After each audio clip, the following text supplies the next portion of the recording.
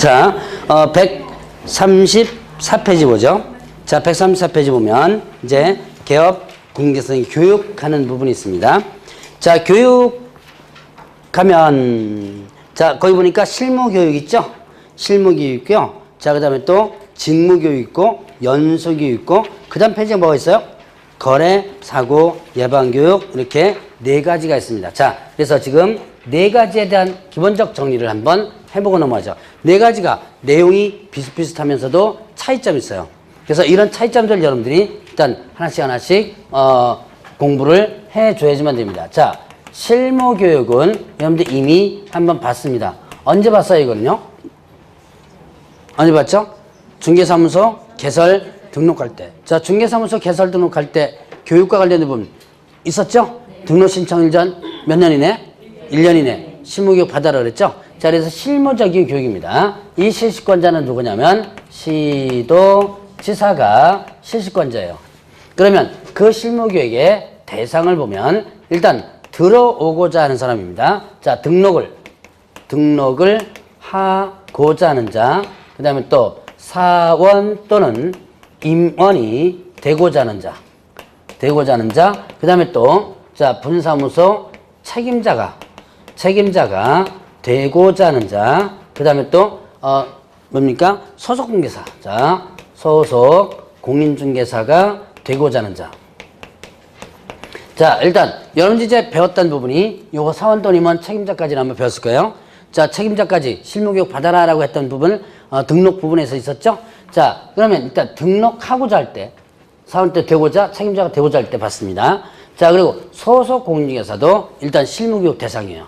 이거 소속 공인중개사가 되고자 할 때는 일단은 실무교육 받아야 돼요. 왜 얘는 실무교육일까요? 얘는 실무를 할 수 있죠. 중개 업무를 직접 수행할 수 있으니까. 그러면 이때 자, 시기는요. 시기는 자, 전 1년 이내입니다. 1년 이내.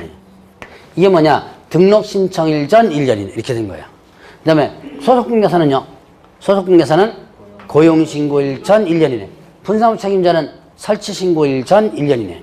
일단 기본적으로 전 1년 이내 받아줘야 돼요. 실무교육을. 자, 그래서 1년 이내 받아야 되는데요. 실무교육을 안 받아도 되는 경우 있습니다.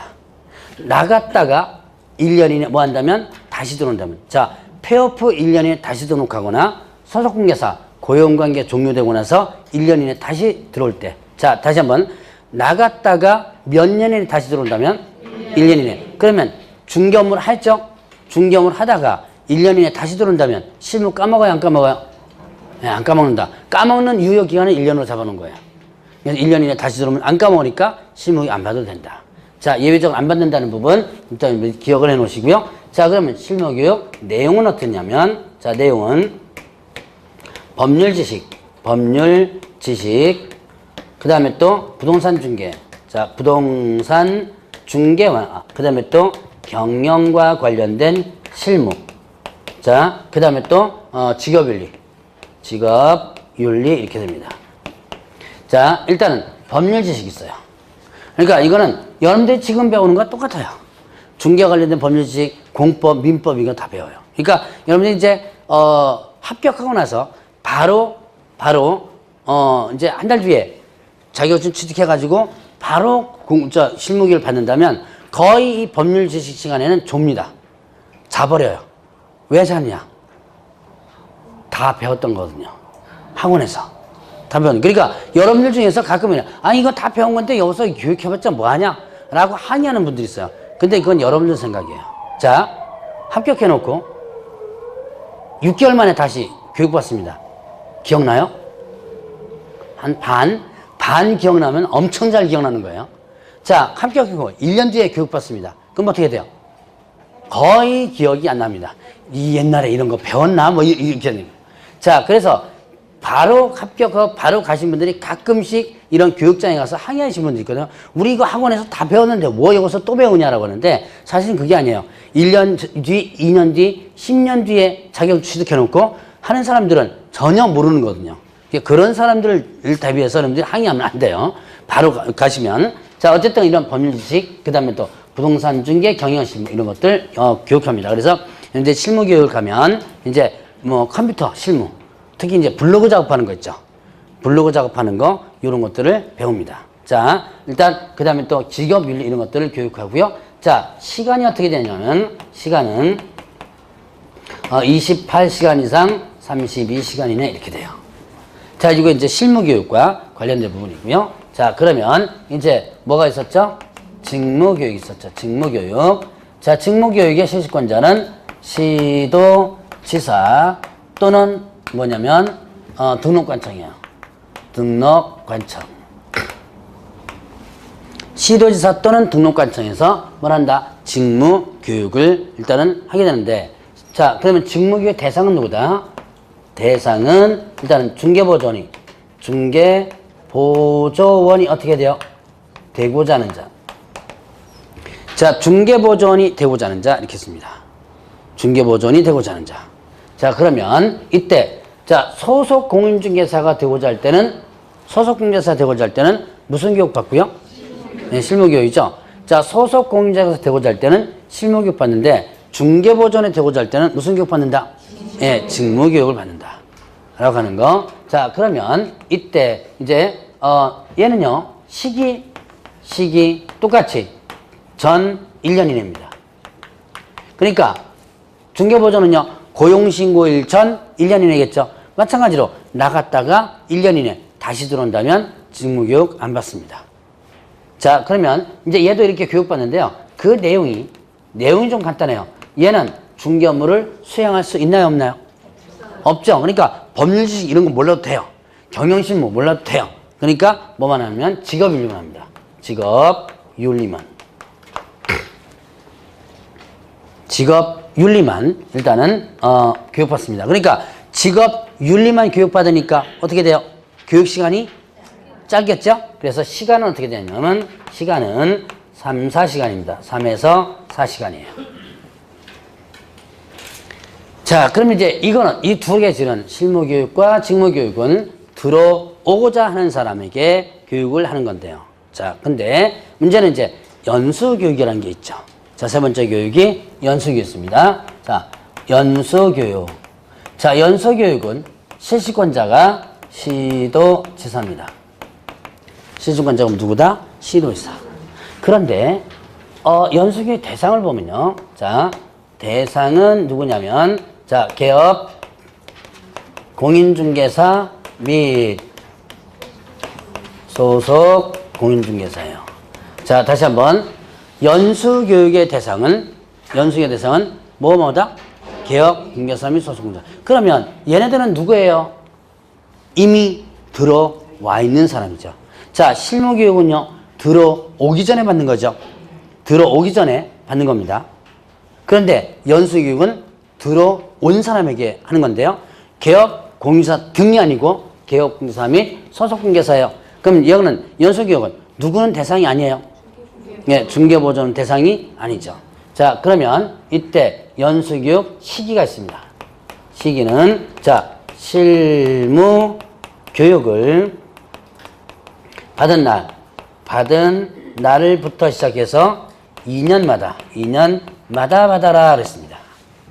자, 실무 교육을 받은 날부터 2년마다 받아라. 이게 무슨 말이에요? 실무 교육을 받은 날부터 2년 안에 받아야 되는 거예요? 2년으로 해서 계속 받아야 되는 거예요?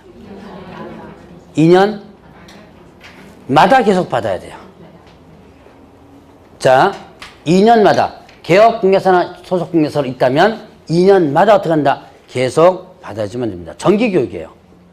그리고 의무교육입니다. 이거 만약에 실무교육 이거를 2년마다 받지 않는다면 개업공개사나 소속공개사 모두 500만 원 이하의 과태료입니다. 자, 교육을 받지 않으면 어떻게 된다? 500만 원 이하 과태료. 자, 이 교육과 관련된 부분이 참 저는 할 말이 많은데 교육할 때마다 제가 이거 할 때마다 얘기합니다. 제발 좀 공부 좀 하시라고. 이제는 여러분들 스스로 공부를 해야 돼요. 뭐 하고 나서? 개업하고 나서. 자, 공인중개사 자격증 공부할 때는요, 여러분들이 정말 열심히 공부하고 있죠? 안 하는 것 같은데. 자, 열심히 공부해야 돼요. 그래야지만 합격합니다. 근데 그렇게 열심히 공부해서 합격하면 개업공개사 딱 되자마자 공부를 안 합니다. 공부할 시간 없죠? 시간 없어요. 왜요? 저녁 때마다 맨날 술 마시러 돌아다니니까 공부할 시간이 없어요. 그러니까 공부를 안 해요. 자, 이 교육이 원래는 99년도 때까지 있었던 교육이에요. 옛날에 있었던 교육입니다. 그런데 99년도까지 2년마다 의무적으로 끌려가지고 교육받았어요. 옛날엔 더 강화됐습니다. 이거 옛날 얘기. 이거 교육 이틀 동안 했는데 안 받으면 업무정지였어요. 과태료가 세요? 업무정지였어요? 그렇죠. 업무정지 2개월, 3개월 받아요. 영업 2개월 성격 못하죠? 업무정지 받았었어요. 근데 이제 하도 민원이 들어옵니다. 난 바빠 죽겠는데 왜 이렇게 자꾸 교육시키냐. 우리 알아서 잘할 테니까 제발 좀 교육 좀 없애달라고. 그래서 여러분들이 아니고요. 여러분들은 죄 없습니다. 누가 죄가 있냐면 지금 현재 개업공개사가 이제 그 뜻을 믿고 이 교육을 없앱니다. 없애는 순간부터 뭐가 있냐. 사고가 터지기 시작해요. 공부해요, 안 해요? 안 하죠. 그러니까 얼마나 공부 안 하냐면 제가 늘 느끼는 게 뭐냐면 자, 법이 개정됐는데도 이걸 2년 동안 3년 동안 전에 것도 이걸 옛날 걸로 하는 사람들이 많아요. 하도 공부를 안 하니까 이제 사고가 터지기 시작합니다. 어디서 금방 하냐면 여러분 아까 업무보정 있죠? 공제에서 금방 나와요. 공제 지급 건수가 올라가기 시작하고 지급 액수가 올라갑니다. 자, 그럼 금방 나오죠? 통계치 금방 나와요. 여러분들 이제 공제 하면 지금 현재 개업공개사가 약 70%가 공제 가입했어요. 30%가 보증보험 가입하고 그럼 건수가 금방 표시가 납니다. 그래서 안 되겠다 싶어서 4년 전에 다시 교육을 만든 거예요. 그러니까 없었다가 다시 부활된 교육입니다. 그러니까 여러분들이 좀 이렇게 편하게 해주면 알아서 여러분들이 스스로 애들은 잘 안 해요, 그걸. 자, 그래서 이렇게 의무적으로 교육을 받더라고요. 저는 솔직히 말하면 이거 500만 원 과태료 하지 말고 업무정지로 좀 했으면 좋겠어요. 지금 제가 들리는 얘기로는 돈으로 때운다 그러더라고요. 교육 일부러 안 받는데요. 안 받고 나중에 과태료 나오죠? 과태료 문대요, 그냥. 근데 그래서 버팅겨 또 버팅겨 바쁘니까 얼마나 바쁜지 모르겠지만 300만 500만 원 돈으로 버팅길 정도면 돈은 좀 벌겠죠. 근데 이거는 의무적으로 좀 교육을 좀 받아놓는 게 좀 좋을 겁니다. 자, 그러면 내용은 어떻게 한다? 내용은 일단 법제도의 변경사항과 그 다음에 또 자 부동산 중개 그 다음에 경영실무 경영과 관련된 실무 그 다음에 또 뭐가 있다? 직업윤리 이렇게 했어요. 자, 법제도의 변경사항 저기 실무교육 보세요. 뭐였었어요? 실무교육 보면 법률지식이죠. 여기는 변경사항입니다. 요것만 약간 차이가 날 뿐 내용 똑같아요. 그 다음에 시간이 어떻게 된다? 자, 시간이 12에서 16입니다. 12시간 이상 16시간 이내에서 받아요. 그래서 지금은 이틀 16시간 받습니다. 이틀 동안 꿈빠고 와서 받아요. 이 교육이 필요해요, 사실은요. 자, 그러면 이제 연수교육은 자, 여기와 별도로 통보 규정이 있습니다. 2년마다 받으라 그랬죠? 그러니까 연락해줘야 되겠죠? 그래서 통보 규정이 있는데 통보는 자, 2년이 되기 2개월 전, 2월 전까지. 2년이 되기 2개월 전까지 이렇게 됩니다. 자, 요게 이제 연수교육과 관련된 부분이에요. 자, 일단 여러분들이 비교해보세요. 제가 보니까 대상 시기 내용 쭉 이렇게 옆으로 쭉 비교돼서 나오죠? 요런 차이점 나오죠? 공통점도 있지만 차이점도 있죠? 이런 것들이 나중에 이제 시험 문제 나오는 거예요. 자, 그러면 이제 거래사고 예방교육이 있는데 이 거래사고 예방교육은 일단은 자, 누가 실시권자냐면 국토교통부 장관, 그 다음에 또 시도지사, 그리고 또 누가? 등록관청이 어떻게 된다? 실시할 수 있습니다. 국토교통부 장관이 실시할 수도 있고, 시도지사가 실시할 수도 있고, 등록관청이 실시할 수도 있다. 이 거래사고 예방교육은 뭐냐면, 대상은 누구냐면, 일단, 대상은 개업공개사, 공인중개사 등입니다. 자, 개업공개사 등 하면 누구예요? 개업공개사뿐만 아니라 소속공개사하고 중개보존, 소속공개사, 중개보존까지가 일단은 뭐가 된다? 다 합쳐가지고 등이라고 그랬죠? 자, 이 거래사고 예방 교육은 중개보존까지 교육 대상인데 왜 하느냐? 그해 갑자기 법 개정이 많이 됩니다. 이것도 알려줘야지만 되겠죠? 자, 요번에 어떤 지역에 투기가 지금 일어나고 있어요. 걔도 교육시켜야죠. 자, 지금 강남에서 투기가 많이 일어나고 있는데 다른 지역도 일어나려고 합니다. 그럼 어떻게 돼요? 강남뿐만 아니라 다른 지역에 있는 경영수들 해가지고 야, 나쁜 짓 좀 하지 마라. 뭐 이런 것도 교육시켜야죠. 그래서 이렇게 수시로 불시에 교육시키는 것이 거래사고 예방교육입니다. 자, 그러니까 이거는 부정기적 교육이라고 보면 되고요. 국토교통부장관이 실시할 수도 있고 누가요? 시도지사 등록관청이 필요해서 국장이 뭐 국토교통부에다가 교육청 만들어 놓고 하는 건 아니겠죠. 얘가 명령하는 거예요. 야, 이제 교육 좀 시켜라. 뭐 이런 식으로 명령할 수 있는 권한을 가지게 되는 거죠. 자, 그래서 이렇게 거래사고 예방 교육은 수시교육, 부정기적 교육입니다. 그래서 자, 교육 시기 언제인지 몰라요. 올해 할지 안 할지도 모르죠. 자, 그 다음에 내용, 무슨 내용인지 몰라요. 어떤 내용 갖고 할지 모르죠. 자, 시간. 내용은 알아야지만 시간을 잡죠. 시간도 몰라요. 그래서, 자, 시기라든가 내용이라든가 시간 없습니다. 자, 그러면 이제 통보가 있는데요. 통보는 뭐냐? 이거는 교육일 며칠 전까지 통보한다 그랬어요? 네, 10일 전. 자, 이거는 10일 전까지 통보한다.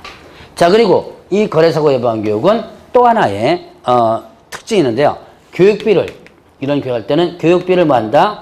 지원할 수 있는 예적인 규정이 있습니다. 자, 이런 교육할 때는 뭘 지원한다? 교육비를 지원한다. 자, 그러면 이제 이렇게 해서 네 가지의 교육. 자, 지금 머릿속에 다 집어넣으려고는 하지 말라 그랬죠? 일단은 여러분들이 이런 네 가지 교육에 비교되는 부분을 한번 보시고 이 비교되는 부분들이 나중에 뭐 나온다? 시험 문제 나오는 거예요. 그러니까 그런 부분을 눈여겨보시고 넘어가시면 됩니다. 자, 그럼 136페이지 이제 교재 갖고 두 가지를 보죠. 자, 일단 교육의 지침 마련이 있습니다. 136페이지에 지침 마련. 자, 국토교통부 장관은 시도지사가 실시하는 뭐에 대해서? 실무, 직무, 연수에 대해서 지침을 마련해서 시행할 수 있다고 했어요. 그럼 지침이 뭐냐? 기준을 마련하는 거예요. 자, 여기에 실무교육, 직무교육, 연수교육에 기본적으로 실시관자가 누구예요? 실시관자, 실무교육, 직무교육, 연수교육, 교육의 실시관자는 시도지사죠. 그러니까 만약에 이 기준이 없으면 서울특별시에서 하는 교육과 그 다음에 또 경기도에서 하는 교육이 제각각일 수 있죠. 이 제각각이 할 수 있으니까 이거를 기준을 잡아서 적어도 요 정도 선에서는 교육을 해주라 라고 하는 기준을 마련하는 것이 뭐다? 지침 마련이다. 이때 지침 마련권자가 누구다? 국토교통부 장관입니다. 자, 그러면 이제 교육의 위탁이 있어요. 자, 업무 위탁이 있는데요. 업무 위탁 규정이 뭐냐면 국토교통부 장관 시도지사 등록관청은 대통령령의 전한 바에 따라서 그 업무 일부를 협회 또는 대통령령 전기관에 위탁할 수 있다는 근거 규정을 두고 있습니다. 이 업무 위탁의 근거 규정에 의해서 교육을 위탁할 수 있는데요. 자, 어떤 교육을 위탁할 수 있어요? 실무, 직무, 연수교육에 대해서. 실무, 직무, 연수에 대해서. 자, 아까 지침 마련도 실무, 직무, 연수죠.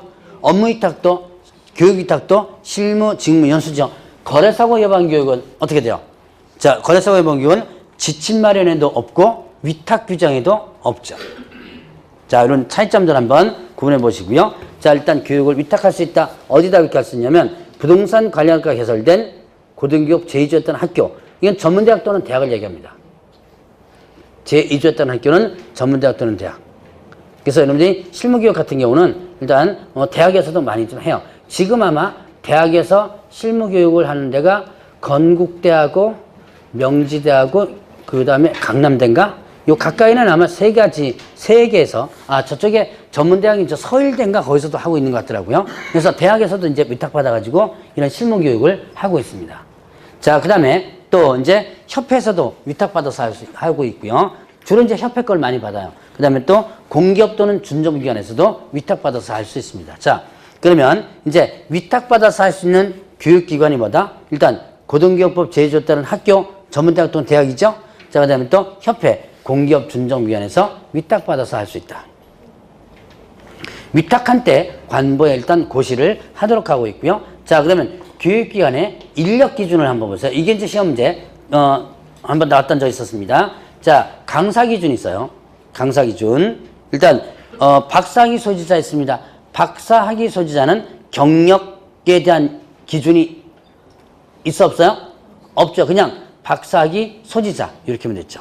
자, 그러면 전임 강사는요? 전임 강사에서는 교육과목 관련 과목을 몇 년 이상 강의한 자?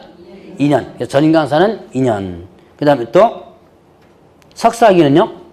3년. 자, 다시 한번. 전임 강사는 몇 년이고? 2년. 석사학위 3년. 자, 그 다음에 변호사는요? 2년. 7급 공무원 6개월. 그 외 자격증 3년. 자, 다시 한번 봅니다. 박사학위 수여자는 몇 년 없고요. 자, 전임 강사는 2년. 그 다음 석사학위는 3년. 그래서 전이 석삼 이렇게 나중에 구분합니다. 자, 그리고 또 변호사 2년. 그 다음에 7급 이상은 공무원 6개월. 그 다음에 그 외에 자격증 3년이고요. 그 다음에 강의실 1개소형 확보해줘야 돼요. 50제곱미터 이상의 강의실을 확보해줘야지만 됩니다. 자, 이런 강사 기준도 실제로 시험 문제 많이 몇 번 나왔었어요. 자, 그러면 이제 교육과 관련된 부분은 이 정도 정리하고, 자, 오늘의 마지막 중개보수. 자, 중개보수. 중개보수는 뭐예요? 중개보수는 개업 공인중개사가 받을 수 있는 뭐다? 네, 수수료, 대가지요. 그래서 일반적으로 여러분들이 많이 뭐라고 알고 있어요? 중개 수수료라고 알고 있죠. 자, 그러면 이때 중개보수와 관련해서는 중개보수 청구권. 자, 중개보수 청구권에 대한 발생, 그 다음에 또 행사, 그리고 소멸, 이렇게 세 가지로 나눠서 구분합니다. 청구권이란 뭐예요? 청구권이란 중개보수를 받을 수 있는 권리, 달라고 할 수 있는 권리, 이게 뭐다? 청구권이죠. 그 청구권 발생되는 시점과 행사되는 시점, 소멸 시점인데, 발생되는 시점은 언제냐면 중개 계약이 체결되면. 자, 중개 계약하면, 자, 중개 계약 누구와 누구의 계약이죠?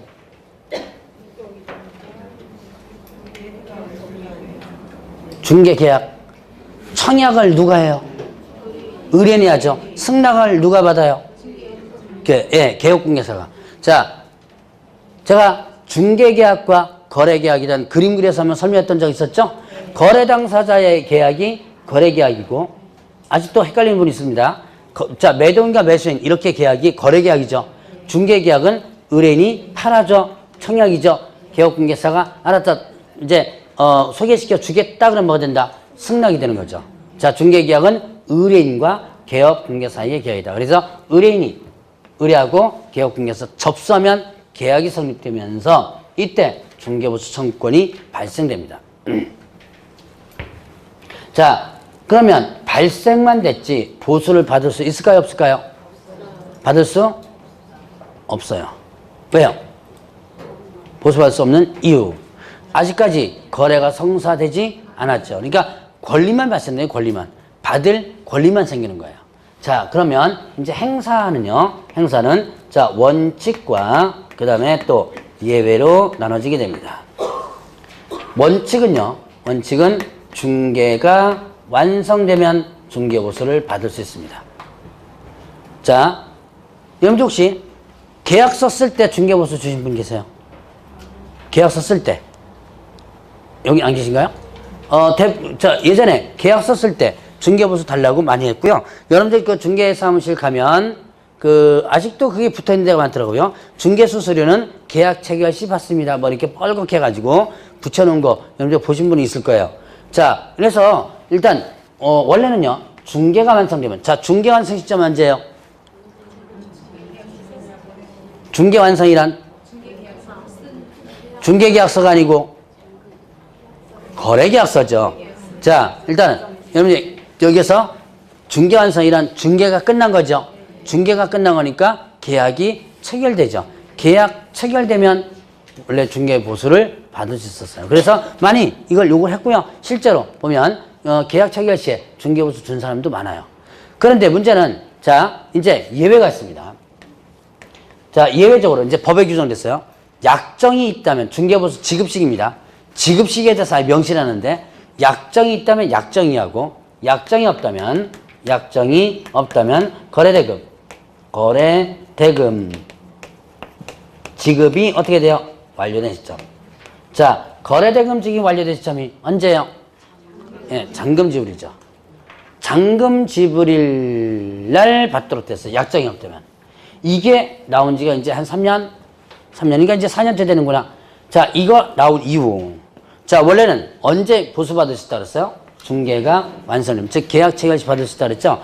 이제 여러분들이 계약 체결할 때 중개보수 주세요 그러면 무슨 소리냐? 뭐 중개보수는 뭐 잔금 지불할 때 줘야 되는데 그래서 안 주게 되고 잔금 때 많이 줘요. 근데 옛날부터 관행상 그렇게 많이 됐었고요. 옛날에는 어떻게 이제 조례에서 어떻게 규정을 했었냐면 계약 체결 시 반, 잔금 시 반 이렇게 하는 게 옛날에 있었고요. 이게 이제 99년도 때까지입니다. 그러다가 2000년도에 개업공개사의 권리를 많이 올려놨어요. 그 반반하는 걸 없애버렸습니다. 없애버렸으니까 어떻게 돼요? 언제 받을 수 있는 거예요? 중개가 완성되면 받을 수 있도록 해놓은 거예요. 근데 이제 이게 어느 정도 정착이 되다가 문제가 생깁니다. 이게 계약 체결 시 보수를 다 받고 나니까 너랑 나랑 이제는 볼장 다 본 거죠. 그러니까 후속 서비스를 해줘야 안 해줘요? 안 해주죠. 그냥 잔금 지불해야 되는데 어떻게 해야 돼요? 당신도 알아서 좀 하세요. 먼저 잔금 지불할 때 어떻게 대부분 중개사무소 와서 법무사 사무실 실장 데려오고 해가지고 서류 준비해서 해가지고 연결 다 해주죠. 이거는 사실은 중개사법의 의무는 아닙니다. 여러분들이 중개사무소 이렇게 해준 그 자체는 중개사법상의 의무는 아니에요. 그러나 적어도 서비스업이라면 여기까지는 이제 해주긴 해줘야 돼요. 그런데 계약 체결 시 돈 받아놓으니까 그거 다 귀찮은 거예요. 난 바쁘죠 지금. 지금 토지 중개 또 하나 해줘야 되는데 근데 매돈 쫓아가가지고 야 이거 좀 해줘라 그러면 귀찮으니까 이걸 갖다가 안 해주는 거예요. 이게 또 민원이 들어갑니다. 그러다 보니까 아예 뭐 된다? 이렇게 명시해 놓은 거예요. 여러분들 일반적으로 중개계약 시에 보수 약정 해야 안 해요? 안 하죠? 그러니까 약정이 없다면 어떻게 한다? 거래대금 지급이 완료된 시점으로 나오는 거예요. 자, 그냥 여러분들이 가진 권리를 차버렸다 라고 보시면 됩니다. 이전에 개업공개사가. 자, 이거 시험 문제 벌써 2번 나왔습니다. 기억을 좀 해놓으셔야 돼요. 자, 그럼 이제 소멸되는 시점은 뭐냐? 소멸되는 시점은 개업공개사의 공인중개사의 고의 또는 과실로 거래계약이 어떻게 됐을 때 거래계약이 무효 취소 해제 그 다음에 취소 그리고 해제된다면 누구의 고의과실이에요? 개업 공인중개사의 고의과실이죠. 거래계약이 어떻게 됐을 때 무효 취소 해제됐을 때 누구 잘못 때문에 계약 깨졌어요? 개업공개사 때문에 계약 깨졌죠. 그러면 이때는 어떻게 된다? 보수받을 수 있다 없다? 없다. 자, 그러면 개업공개사 잘못이 아닌 걸로 깨졌습니다. 그럼 어떻게 될까요? 받을 수 있죠. 자, 개업공개사 아닌 잘못. 예를 들어서 중도금이나 잔금이 지불이 잘못돼가지고 계약 깨졌죠. 그럼 내 잘못이 아니죠. 이때는 보수받을 수 있습니다. 자, 어쨌든 이렇게 세 가지 여러분들 발생 행사 소멸되는 거 정리를 한번 해보시고. 자, 그럼 이제 중개보수 어떻게 받느냐? 보수에 대한 부분 뭐죠? 자, 중개보수는 주택과 그 다음에 주택 외로 나옵니다. 주택은 부속 토지까지가 일단 포함되고요. 주택은 국토교통부령이 정하는 범위 내에서 시도 조례로 정하도록 하고 있어요. 자, 국토교통부령 하면 뭘 얘기하는 거예요? 시행령, 시행규칙. 시행규칙이죠. 자, 다시 한번 법령에 대해서 첫 번째 시간에 배웠습니다. 법령이란 법률, 시행령, 시행규칙 이래야 되죠. 시행령을 다른 말로 뭐라 한다? 대통령령이라고 그랬죠. 시행규칙을 다른 말로 부령이라고 그랬죠. 그럼 국토교통에서 만드는 거니까 국토교통부령 이렇게 표현한다고 했어요. 자, 그러면 이렇게 국토교통부령 즉 시행규칙에서 정한 범위에서 나머지는 시도조례로 정한다. 자, 그래서 매매교환, 그 다음에 교환은 1천분의 1천분의 9고요. 임대차 등은요? 임대차 등은 얼마? 1,000분의 1,000분의 8 이렇게 됩니다. 1,000분의 9가 몇 프로예요? 0.9%죠. 0.9, 0.8%입니다. 그 범위를 정해놓고 나머지는 어디다 정한다? 시도, 조례 정한다. 시도는 뭐예요? 특별시, 광역시도. 자, 여기에 광명의 중개사무소 있습니다. 그러면 어느 조례를 적용하는 거예요? 예, 광명시가 아니고 경기도 조례를 적용하는 거예요. 그래서 제가 누차 강조합니다. 저한테 중개 수수료 얼마인지 제발 좀 물어보지 마세요. 그렇게 물어보지 말라 그래도 계속 물어봐요. 저 모릅니다. 경기도 조례 몰라요. 중개 수수료가 어떤 건지. 그러니까 어딜 찾아보시라 그랬어요? 인터넷 찾아보라 그랬죠? 인터넷 찾아보면 경기도 조례 잘 나옵니다. 자, 그래서 이 조례를 기준으로 해서 일단 받도록 돼 있어요. 자, 근데 주택 부분에서 보면, 자, 주택 부분 면적이 얼마? 2분의 1 이상이라면, 이때 뭐 적용한다? 주택 요율을 적용한다. 자, 이게 이제 주택과 관련된 중개보수 범위입니다. 보수 범위고, 자, 그러면 이제 주택 외를 보죠. 주택 외. 자, 주택 외는 이거 어떻게 된 거예요? 토지나 상가나 이게 주택 외가 되겠죠? 이거는 자, 국토교통부령, 국토교통부령이 정하는 범위에서 협의해서 받을 수 있습니다. 합의하는 거죠? 협의해서 받을 수 있다. 이때 국토교통부령이 정하는 범위는 매매, 그 다음에 또 교환, 그리고 또 임대차. 매매, 교환, 임대차 모두 어떻게 된다? 1,000분의 얼마예요? 네, 9. 자, 위에 거 잘 비교해 보세요. 주택은 시도조례인데 여기는 협의고요. 주택은 매매, 교환, 임대차가 갈라지는데 여기는 합쳐가지고 이렇게 되죠. 이런 차이점들을 여러분들 눈여겨보시고요. 자, 매매, 교환, 임대차 모두 0.9% 범위 내에서 협의해서 받는다. 그러니까 여러분들이 얼마를 받을 수 있다? 최종적으로 0.9%. 이게 30억짜리면 얼마 중개보수 받아요? 2,800만 원이죠. 2,700만 원. 아, 제가 내가 비슷하게 얘기를 했네. 자, 2,700만 원. 그러면 양쪽으로 받죠. 얼마예요? 5,400만 원. 자, 이렇죠. 괜찮죠? 그럼 여러분들은 내 주제에 무슨 30억짜리가 나오냐? 여러분들 그렇게 생각하면 여러분들 안 와요. 자, 여러분들 언젠가는 그런 매물을 어떻게 돼요? 중개해 줄 수 있습니다. 제가 아는 그 옛날 이제 수강생 중에 꽤 오래됐는데 합격하고 한 달 만에 수원의 영통 쪽에 있는 수강생인데요. 한 달 만에 22억짜리 중개해 준 거예요. 토지를 중개해 주는데 개업하고 한 달 만에 22억짜리 중개해 줬습니다. 근데 사실 이 양반이 여자분인데 원래는 주택 쪽으로 가려고 주택 쪽에다가 해가지고 주택 쪽에다가 사무실 했는데 우연하게 토지를 갖다가 물은 거예요. 근데 재수 좋게 일단 중개가 됐어요. 22억 되면 법정을 봐도 꽤 괜찮죠? 야, 한 2천 가까이 됩니다. 뭡니까? 예? 얼마요? 어우, 빨리도 계산한다. 그냥 대충 저는 2천 가까이 된다는데 빨리도 계산하냐. 그래서 아마 돈 벌 거예요. 빨리 계산하니까. 그래서 이렇게 양쪽으로 받으면 얼마예요? 거의 4천 가까이 되죠? 예, 그러니까 이 사람이 그래놓고 나서 주택을 그다음부터 안 합니다. 원래는 사무실을 어디다 차렸는지 왜 빌라촌 같은 데다가 차렸거든요. 여러분들 그쪽 가보시는 분들이 영통 쪽에 경희대 쪽이 있어요. 그쪽에 빌라, 단독주택 뭐 이렇게 가는 지역인데 그쪽에다 차렸다가 한 달 만에 22억대짜리 토지 하나 중개주고 나서 그다음부터는 주택 안 하고 토지만 자꾸 돌아다녀요. 그래서 여러분들도 어떻게 돼요? 그런 거 충분히 할 수 있다. 법정만 받아주면 충분히 할 수 있어요. 자, 그래서 이렇게 1,000분의 9 범위 내에서 받을 수 있다. 자, 근데 주택 외에만 특별히 적용하는 게 있습니다. 자, 자기가 받을 보수율, 보수 요율에 대해서 요율표 명시하고, 자, 요율표에 명시하고요.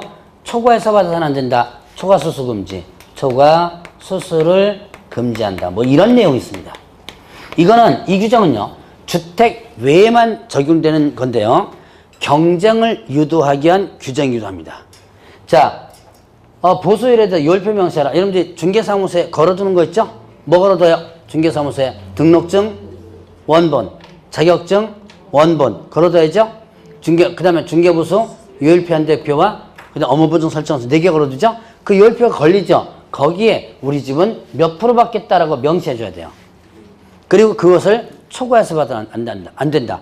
이거를 경쟁을 한번 붙여보자라고 해서 참 머리 참 잘 썼어요. 담당 공무원이. 근데 실문을 잘 몰라서 그렇지. 머리는 잘 쓴 거예요.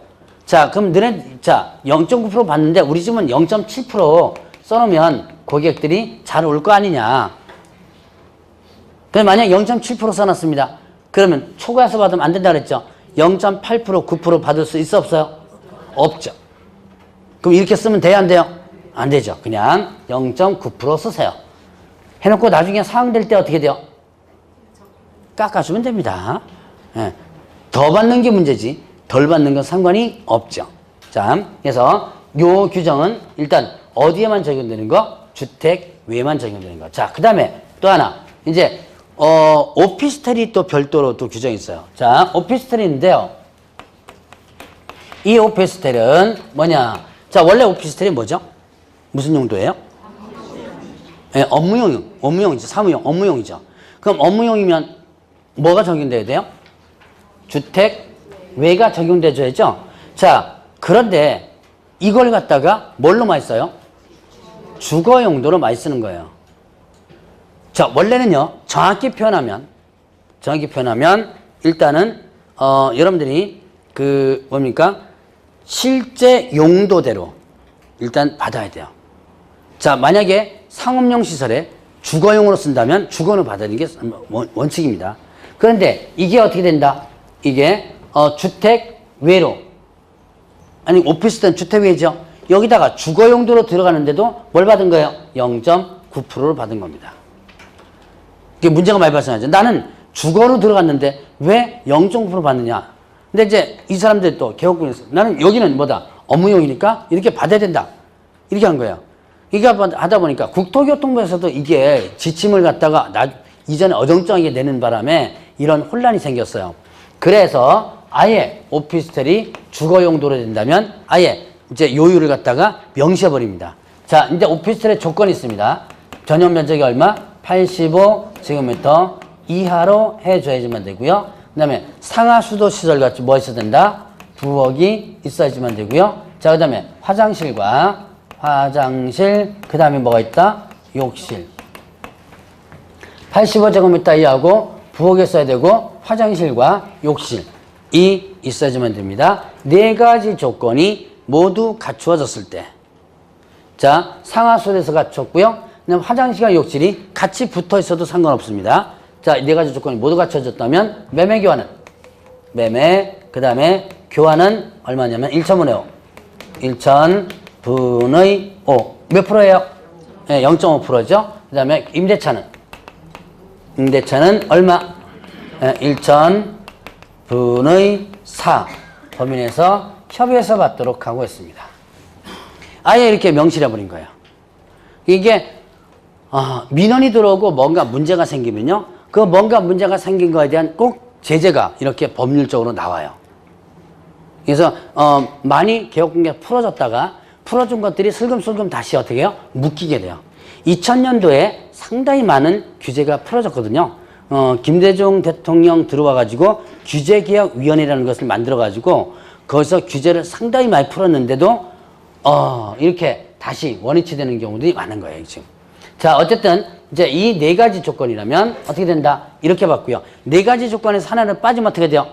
4가지 조건에 하나를 빠지면 뭘 적용한다? 주택 외를 적용하는 되는 거예요. 자, 그러면 이제 이렇게 해서 중개보수 범위를 받고 그러면 이제 어떻게 계산하느냐? 중개보수 계산을 한번 보죠. 자, 계산은 이제 144페이지쯤에 있겠네요. 자, 일단 매매는 매매 가액에 해당 요리하면 되고요. 자, 교환은요. 교환은 어떻게 한다? 고액의 물건을 기준으로 합니다. 1억짜리와 그 다음에 1억 5천짜리를 서로 맞바꿉니다. 1억짜리와 1억 5천짜리 서로 맞바꾼다. 그럼 맞바꾼다면 그냥 맞바꾼다면 누가 손해? 1억 5천이 손해죠. 이거 손해 날지도 안 하죠. 얘가 5천만 원을 현금이나 이런 걸로다가 어떻게 돼요? 보충을 해주죠. 이걸 이제 여러분이 민법에서는 교환 파트에 가면 보충금이라 그래요. 어차피 얼마에 거래되는 거? 1억 5천에 거래가 되죠. 그래서 이렇게 1억 5천만 원 고액을 기준으로 하면 됩니다. 그러면 이제 또 월세가 있는 임대차 있어요. 자, 월세가 있는 임대차는 일단 보증금 더하기 월세 곱하기 얼마? 100. 자, 보증금 더하기 월세 곱하기 100입니다. 이렇게 산정을 하는 거예요. 보증금 1억에 월세 100만 원입니다. 그러면 얼마를 계산하는 거예요? 100만 원에 100만 원은 얼마? 100만 원에 100 곱하면 1억이죠. 1억에다가 요거 더하니까 2억. 2억에다가 해당 요율. 상가 같으면 0.9% 받으면 돼 있고 0.9까지. 주택 같은 경우는 2억에 해당 요율 조례 나오겠죠? 그걸 그대로 받으면 되는 거예요. 자, 그러면 이렇게 계산하여. 이렇게 계산하여 5천만 원 미만이라면. 자, 미만이면 5천만 원이 해당되나요? 안 되나요? 해당 안 되죠. 자, 그러면 다시 계산합니다. 보증금 더하기 월세 곱하기 얼마? 70으로 낮춰서 계산하는 거예요. 소액 임차인들 있죠? 소액 임차인에게 보수를 깎아주는 제도인데요. 자, 그러면 볼까요? 역대 보증금 2천만 원에 월세 30만 원 임대차입니다. 보증금 2천만 원에 월세 30만 원 임대차예요. 자, 이거 곱하기 100을 할까요? 곱하기 70을 할까요? 곱하기 100을 합니다. 자, 제가 지금 금방 물어봤었죠? 5천만 원 미만이면 5천만 원이 해당된다, 안 된다? 안 된다. 이거 22회 때 기출문제예요. 제가 저번에 아마 이런 얘기 했을걸요? 초과 미만 이런 것도 문제 나온다 그랬죠? 이런 식으로 문제 나오는 거예요. 이때 의외로만 틀렸어요, 이거. 자, 그러면 딱 계산하니까 얼마예요? 5천이죠. 그러니까 이때는 70으로 하지 않고 얼마를? 100 그대로 하는 거예요. 근데 자, 봅시다. 이제 20만 원. 월세 보증금 2천에다가 월세 20만 원짜리입니다. 자, 그럼 일단 100 갖고 계산해 보셔야죠. 100 갖고 계산하니까 얼마예요? 네, 4천. 5천만 원 미만 됐죠. 자, 그러면 다시 계산해야죠. 곱하기 얼마로? 70으로. 그럼 2024 1,400만 원에다가 2천도 하니까 3,400. 그러니까 4천만 원 갖고 중개보수 계산하지 말고 얼마 가지고요? 예, 3,400 갖고 계산하라 라고 하는 얘기예요. 자, 이제 이렇게 월세가 있는 임대차는 이렇게 계산하면 되겠고요. 자, 그 다음에 또 분양권. 분양권은 이거는 일단은 기납입된 금액에 뭐를 포함하냐면 프리미엄을 플러스 프리미엄을 포함하는 걸로다가 계산하면 돼요. 이거를 실제 거래 가격이라고 합니다. 이걸 뭐라고 한다? 실제 거래된 가격. 자, 분양가가 3억입니다. 자, 이제 분양가 3억짜리를 한번 거래해보죠. 자, 일단 분양계약 체결되지만 거래가 가능해요. 자, 일단 계약금 얼마 주고 계약금 얼마요? 10%니까 3천만 원이죠. 자, 그 다음에 1차 중도금 6천만 원 줬습니다. 자, 일단 계약금 3천에 1차 중도금 6천만 원 주고 그 다음에 뭐 한다? 이제 이 상태에서 파는 거예요. 그래서 여기 프리미엄 합쳐야죠. 자, P를 얼마 받냐면 1,000만 원을 받았습니다. 1,000만 원 받고 팔아요. 그러면 얼마가 실제 거래 가격이에요? 1억. 예, 1억. 이게 실제 거래 가격이죠. 기납입된 금액이 얼마요? P 1,000만 원까지 잡히면 1억이죠. 요거에다가 해당 요율 받아야 돼요. 근데 여러분들이 대부분 어떻게 받아요? 3억에다가 플러스 1000만 원 이렇게 받습니다. 3억 전. 여기다가 계산해서 받아요. 이거 안 됩니다. 자, 그리고 요즘은 뭐 분양권 하나 거래하면 아예 고정비 받는다며 얼마 해가지고 요즘은 여기서는 이렇게 받아 그러면서 몇백만 원 해가지고 아예 고정비 받는다 그러더만요. 자, 어쨌든 더 받으면 어떻게 된다? 초과수수입니다. 초과수수, 초과수수. 보수 초과해서 받은 거죠. 형벌 어떻게 되죠? 아까 금제인서 배웠어요. 1년 이하 징역 또는 1천만 원 벌금에 해당되는 거예요. 자, 요 세 가지 시험 문제 자주 나오는 거니까 이 문제는 좀 기억을 해 놓으시고요. 자, 그러면 이제 이런 게 있어요. 동일 대상물에 대하여 동일 당사자 간의 매매를 포함하여 둘 이상의 거래가 이 이상의 거래가 동일 기회에 이루어졌다라고 한다면 이때는 뭐만 받아라? 매매 보수만 받아라. 이런 내용이 있습니다. 좀 복잡하죠? 동일 있습니다. 동일 대상물에 대하여 동일 당사자 간의 매매 포함하여 둘 이상의 거래가 동일 기회에 이루어졌다. 자, 이 주택을 A가 소유하고 있는데 이 주택을 누구한테? B한테 팝니다. 매매해요. 근데 이 B는 자기가 살 의사가 없습니다. 그래서 매매와 동시에 다시 B와 A가 임대차 계약을 체결하고요. A가 계속 여기에 눌러앉아 사는 거예요. 이런 경우 종종 있습니다.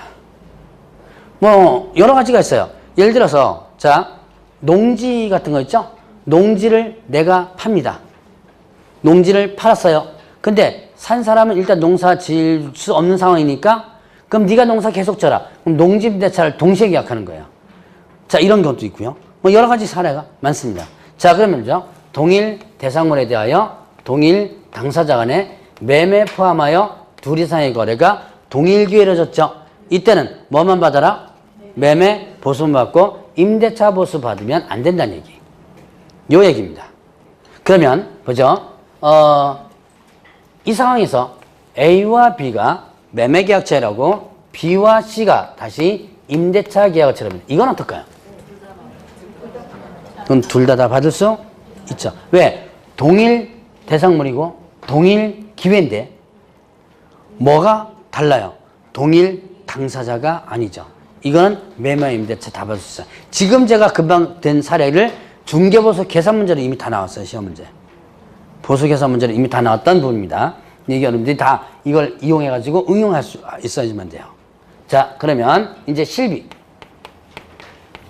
마지막으로 실비와 관련된 부분이죠. 실비는 하나의 비용이에요. 실비는 뭐다? 비용.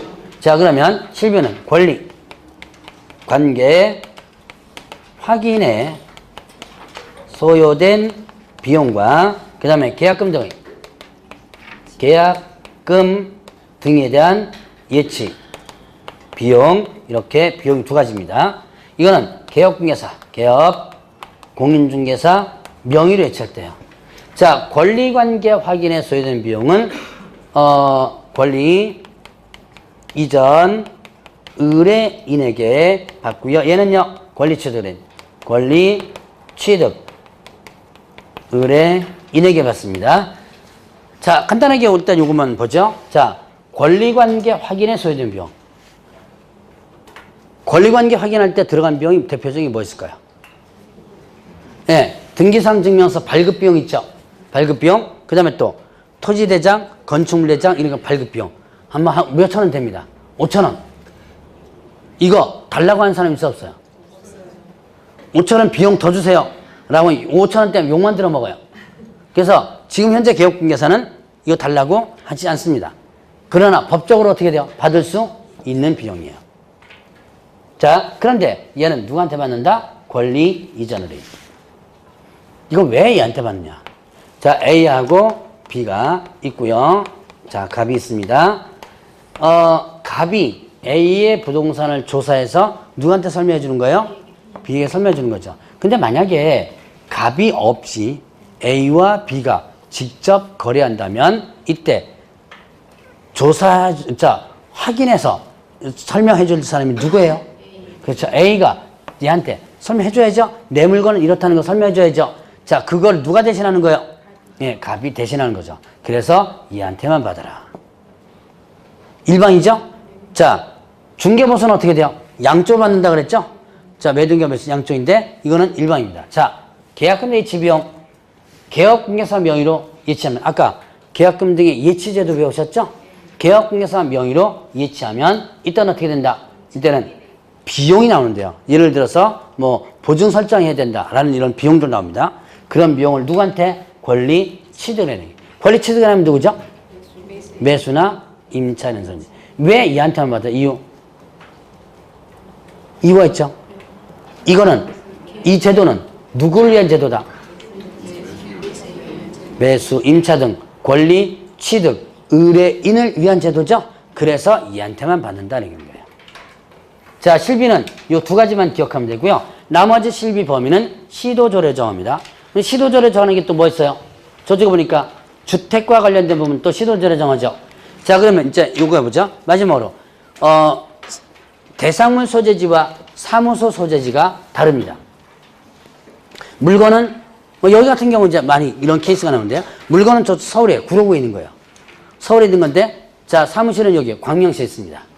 그러면 이때는 서울시 조례, 물건이 있는 서울시 조례와 사무실에는 여기 경기도 조례가 있겠죠. 그 중에서 뭘 적용할까요? 네, 사무소 소재지 조례를 적용합니다. 물건 소재지가 아니라 뭐다? 사무소 소재지 조례를 적용한다. 그러면 이때 여기서 왜 사무소 소재를 적용할까요? 사무소 소재지. 일단은 여러분들이 사무실에서 계약을 체결하죠. 사무실에 뭐가 있어요? 사무실에 요일표가 걸려졌죠. 그거 쳐다보고 있죠. 그 요일표 여기 거는 경기도 조례 거 나오죠. 그래서 사무소 소재를 이렇게 합니다. 자, 이렇게 하면 이제 실비 부분 일단까지 해서 끝나고요. 자, 다음 주에는 뭐를 하냐면 148페이지에 공인중개사 협회 부분 있죠. 여기서부터 나가도록 하겠습니다. 진도표가 약간씩 틀리니까 그거 좀 주의해 주시고요. 자, 다음 주에 뵙도록 하겠습니다.